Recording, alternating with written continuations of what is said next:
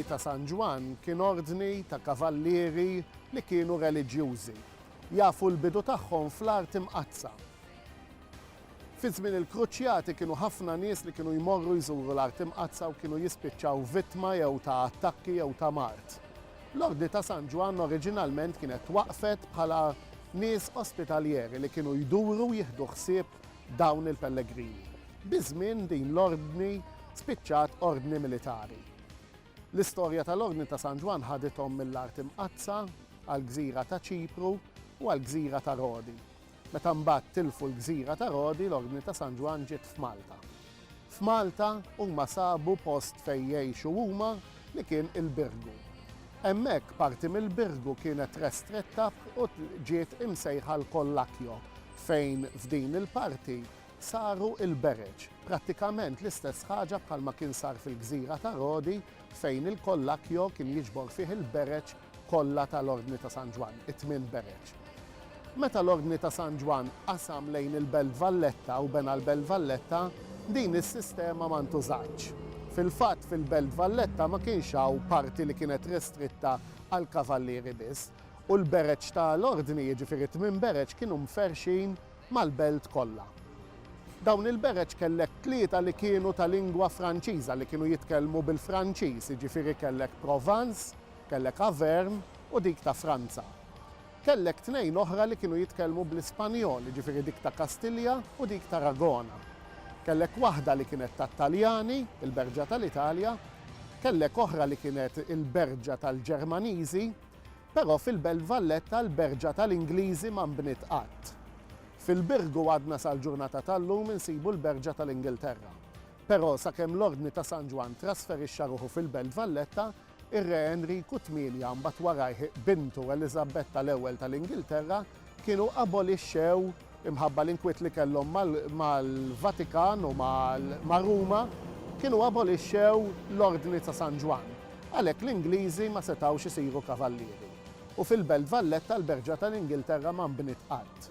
Biżmien bħala sostitut tagħha kienet inbniet il-Berġa Anglo-Bavarjana li ġabret fiha il dawk in-nies Ingliżi li xorta rridu jsiru kavallieri u kien hemm nies mill-Bavarja wkoll li kienu jsiru kavallieri u kienu jissieħbu f'din il-lingwa. Aħna ser nagħtu daqqatajn ħafifa lejn dawn il-Bereg u propju ħanibdew minn di ta' warajja, il-Berġa ta' Kastilja, li oriġinalment imbniet minn ġlor mukassar fil-post fejn kellu jinbena l-Palazz tal-Gran Mastru. Però għal xi raġuni il-Palazz tal-Gran Mastru nbena fiċ-ċentru u l-Berġa ta' Kastilja nbniet hawnhekk. Fis-seklu 17 mbagħad fi żmien il-Gran Mastru Pinto din il-Berġa nbniet mill-ġdid u ngħatat il-bixra sabiħa barokka li għandha llum.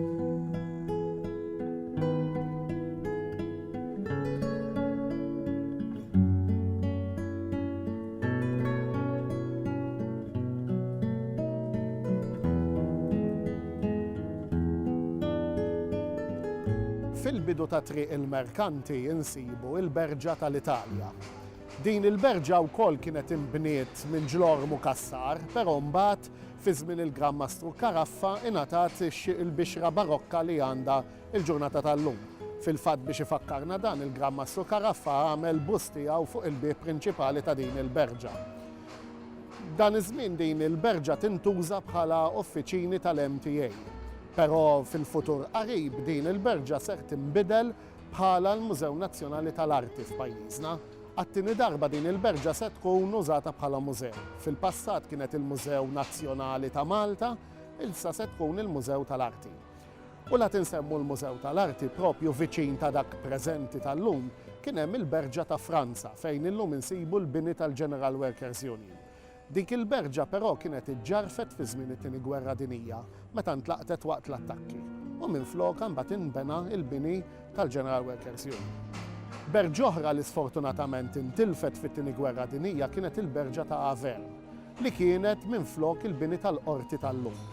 Propju din il-Berġa wkoll iġġarfet fil-gwerra u minfloka llum il-ġurnata tela il-bini tal-qorti. Kenna Berġa oħra fil-Belt Valletta li llum m'għadix teżisti, hija dik tal-Ġermanja. Però din il-Berġa ma waqgħetx fil-gwerra, din twaqqat mill-Ingliżi stess ftit qabel il-gwerra fil-bidu tas-seklu l-ieħor meta minfloka kien inbena il-Katedral Anglikan ta' San Pawl. u biex għamel l-ispazju għal dak il-bini kienu ddeċidew li jwaqqgħu il-Berġa tal-Ġermaniżi li żgur il-Ġermaniżi ma nistgħux intuhom il-ħtija li kienu huma li kisru l-Berġa tagħhom.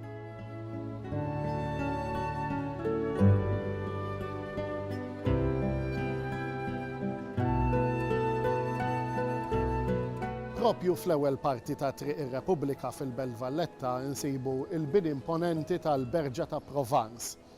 Din il-berġa kienet ta' kavallieri Franċiżi ġejjin mir-reġjun ta' Provence.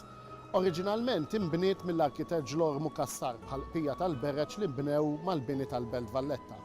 Però fis-seklu 17 kienet ingħatat bixra iktar sinjorili u mbniet fuq stil barokk. Illum il-ġurnata din il-berġa tintuża bħala l-Mużew Nazzjonali tal-Arkeoloġija. F'dan il-programm tagħna aħna diġà ġejna darb'oħra f'dan il-mużew u rajna l-kollezzjoni ta' arkeoloġija li nsibu miġbura fih, però llum ser nagħtu daqqatajn lejn aspett ieħor ta' dan il-mużew. Hawnhekk għandna sala kbira, sala sabiħa, sala tal-ballijiet li fiha minn żmien għal żmien isiru diversi esibizzjonijiet. U propju bħalissa esibizzjoni interessanti ħafna u aħna ħsibna li jkun tajjeb li niġu magħkom it-telespettaturi tagħna u nagħtuha daqqatajn.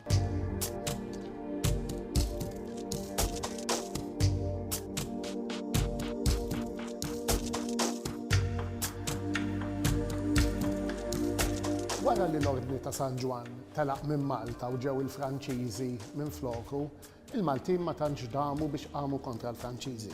F'qasir żmien il-ħakma tal-Franċiżi spiċċat ukoll u ġiet il-ħakma tal-Ingliżi. Fi żmien l-Ingliżi l-bini tal-kavallieri iddisponew minnu kif kellhom bżonn. Fost dan il-bini nsibu l-Bereġ li kollha ntużaw għal xi użu partikolari.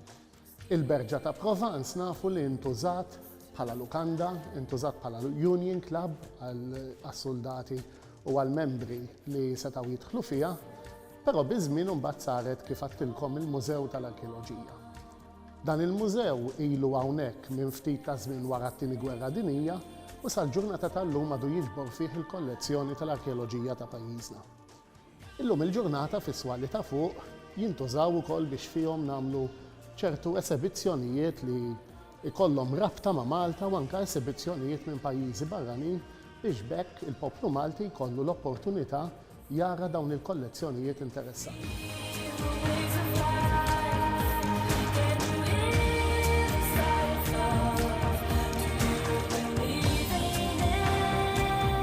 Heritage Malta bħala l-Aġenzija Nazzjonali responsabbli minn mużewijiet il-wirt kulturali u l-konservazzjoni barra x-xogħol prinċipali tagħha dik li nippreservaw u nippreżentaw il-kollezzjoni nazzjonali flimkien mal-mużewijiet u s-siti nazzjonali, tħoss li huwa dmir tagħha wkoll li torganizza every now and then esibizzjonijiet temporanji ta' skala internazzjonali kemm hawn Malta kif ukoll barra l-pajjiż.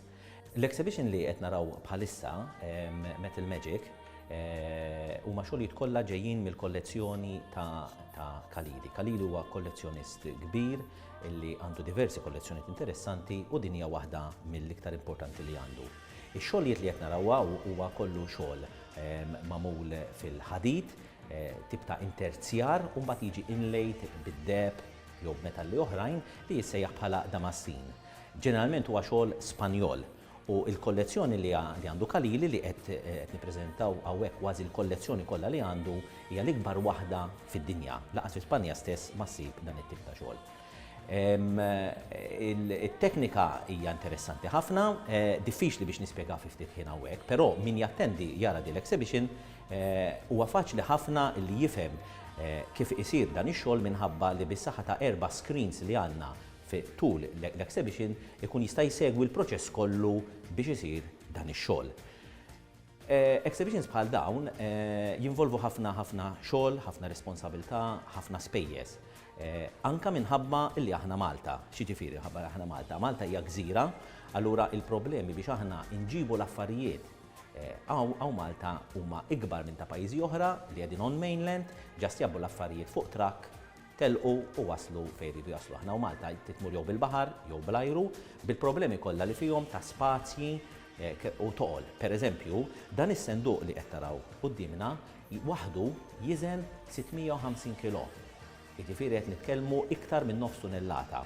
Jiġifieri tistgħu timmaġinaw da biex ġarrejnieh mill-Iżvizzera, tellejnieh il-Ġermanja biex tela fuq ajruplan u jiġi hawnhekk biex imbagħad tellejna hawnhekk l-operazzjonijiet huma komplikati. Naturalment, ix-xogħol kollu li qed taraw hawnhekk huwa xogħol kollu magħmul minn ħaddiema ta' Heritage Malta fid-diversi setturi tagħhom. Jiġifieri kemm bħala disin, kemm bħala organizzazzjoni ta' loġistika, kemm bħala strutturi, kemm bħala konservazzjoni li dawn l-affarijiet miġrilhom xejn, il-marketing tal-exhibition u kull ħaġa oħra li qegħdin taraw. Naturalment ma jfissirx li ma ninvolvux esperti oħrajn minn barra jekk ikun hemm bżonn. Però x-xogħol prinċipali ikun magħmul hawnhekk.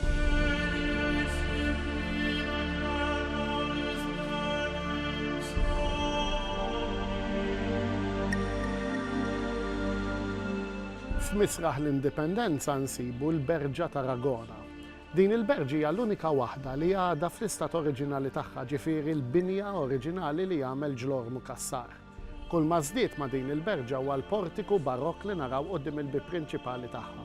Illum il-ġurnata din tintuża bħala wieħed mill-Ministeri tal-Gvern. Faċċata tagħha kif għattilkom minflok il-Katedral Anglikan ta' San Pawl kienet teżisti l-Berġa tal-Ġermanja li wkoll kif għattilkom kienet waqqat mill-Ingliżi biex seta' jinbena dan il-katedral.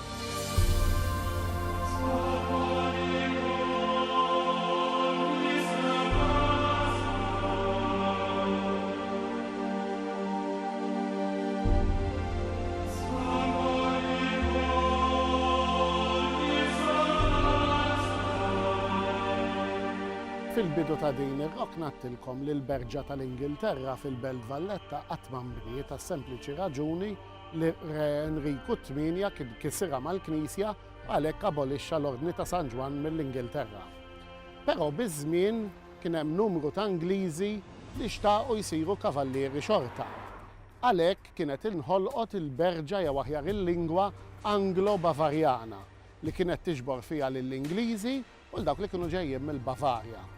Il-berġa tagħhom hija din li taraw warajja li mbniet hawnhekk fuq is-sur ta' San Bastjan propju tħares lejn il-bokka tal-port ta' Marsamxett. Min mindu mbniet din il-berġa hawnhekk dan il-post ħa isem partikolari, dak li aħna ngħidulu id-Diju Balli.